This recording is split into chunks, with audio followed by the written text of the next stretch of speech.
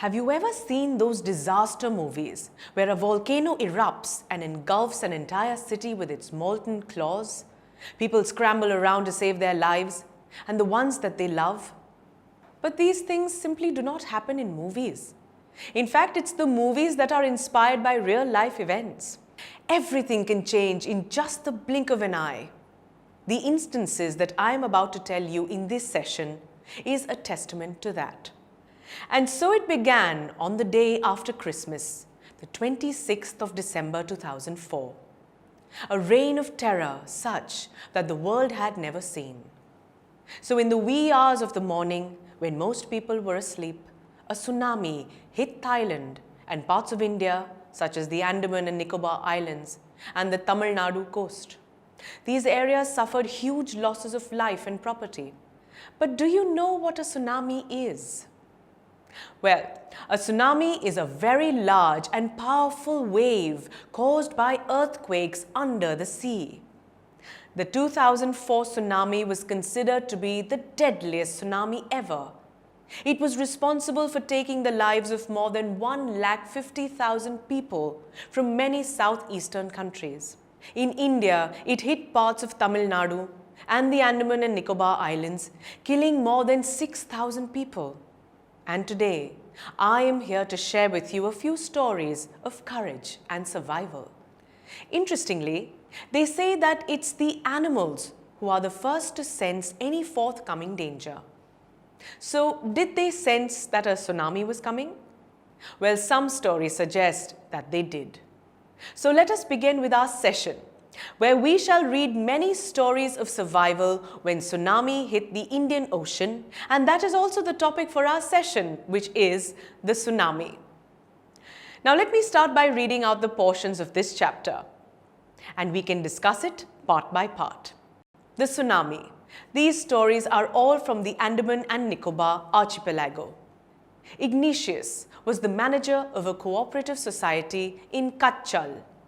His wife woke him up at 6 a.m. because she felt an earthquake. Ignatius carefully took his television set off its table and put it down on the ground so that it would not fall and break. Then the family rushed out of the house. When the tremor stopped, they saw the sea rising. In the chaos and confusion, two of his children caught hold of the hands of their mother's father and mother's brother and rushed in the opposite direction. He never saw them again. His wife was also swept away. Only the three other children who came with him were saved. Sanjeev was a policeman serving in the Kachal island of the Nicobar group of islands. He somehow managed to save himself, his wife, and his baby daughter from the waves. But then he heard cries for help from the wife of John, the guest house cook. Sanjeev jumped into the water to rescue her, but they were both swept away. So that was indeed a harrowing tale.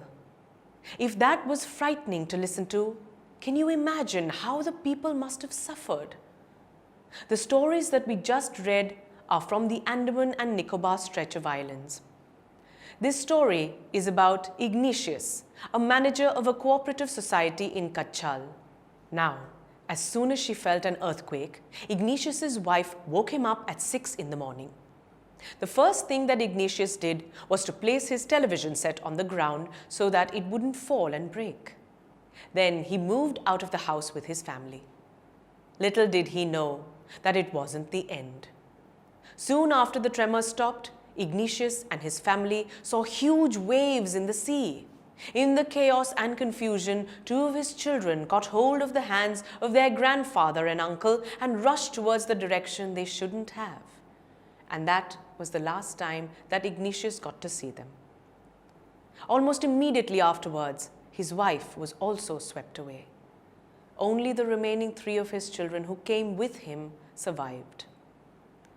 Next, we have the story about a brave policeman by the name Sanjeev. At the time, he was posted in the Kachal island of the Nicobar group of islands. Somehow, he managed to save himself, his wife, and his baby daughter from the waves. Afterwards, he could hear his cook's wife calling for help. As soon as he heard her, he went to her rescue, but they were both swept away with the strong waves. Now, from all of this, I have realized something, and that is, we are able to understand the importance of life only when we are in the middle of a calamity. Today we are alive, but our life depends on so many factors. It is because we have food to eat, water to drink, oxygen to breathe, and a place to live. Even if one of these things go missing, we won't be able to survive. One more thing. When earthquakes or floods occur, there are some who die instantly, but many others who die a slow death or are left with severe injuries for life.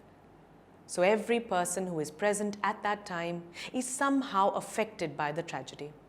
And so it is imperative that we respect and value the life that we have today, as we really do not know for sure that we might live tomorrow. On this note, I shall take your leave, but I will definitely be back with many interesting stories. Till then, keep learning. TutorMate. For more amazing video lectures, download the free app on the Apple App Store or Google Play Store.